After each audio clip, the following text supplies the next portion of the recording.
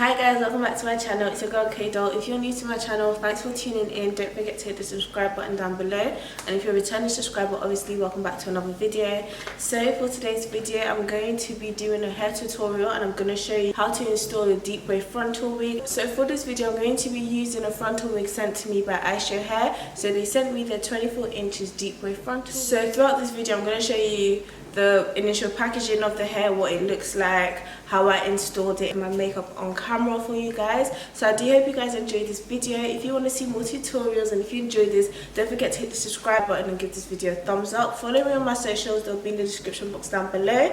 And except from that, I'll see you in my next video. Bye guys.